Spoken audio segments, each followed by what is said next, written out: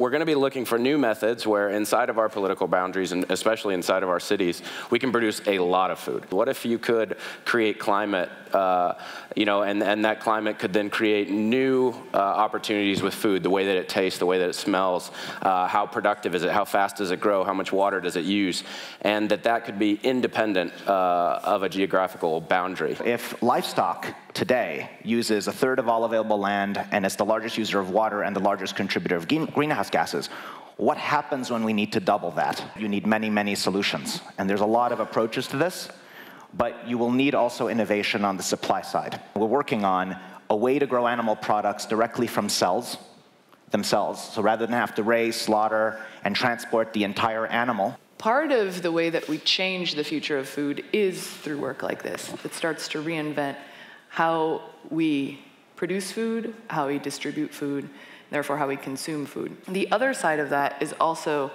how we fall in love with these new stories. There's a long history of treating the table as the stage for daily dramas. With new ingredients, with new systems of production and distribution, do we also have new ways of eating? Now we're also at a space where you can say, show me how you eat, and I will show you who you are. So there's another level within innovation that takes the ingredient and then says, how then do we choreograph new ways throughout our life so we start to understand it in a full body experience. So food is perception, and when we start changing the points of entry into how we eat, we also start to change our point of entry into what we're eating. And I think that starts to really create interesting and imaginative change moving forward. We've never been as separated from the way our food is produced as we are today. We've reached the end of that industrial food system. However you feel about it, there are cracks in the system. So the question is, what is a networked answer to the industrial revolution of food? Companion planting is an anecdotal response or an anecdotal way to frame that plants work together synergistically.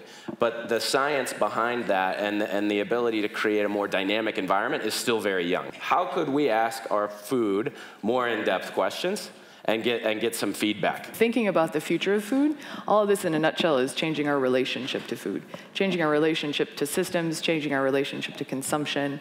And this kind of anthropomorphization of food is actually, I think, what's needed. It's going back to a very childlike place of wonder. Whether or not we want to believe it, our relationship to food is incredibly intimate. The entire food system is like the infrastructure is intentionally hidden from you because a lot of it's bad, and a lot of it doesn't actually make the food more delicious, doesn't make it healthier for you.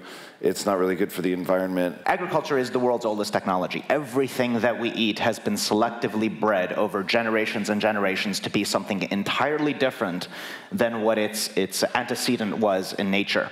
There is no such thing as a dairy cow in nature. We've selectively bred these things, we consume these things, and we have this mythologized view of what is natural. You all are actually biologists, and you all have a biolab at home. It's your kitchen. Everything that we do that pertains to food is fundamentally technological, and yet there's sometimes this misperception that technology in food is a four-letter word.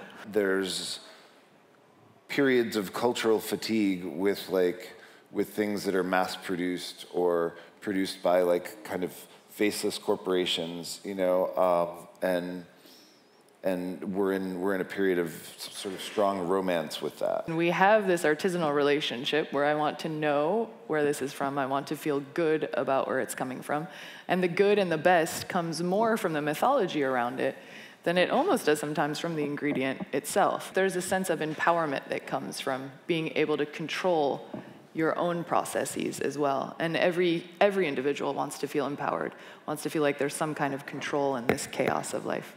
That's a consumer-driven shift, and that is changing the ways that the big companies do business.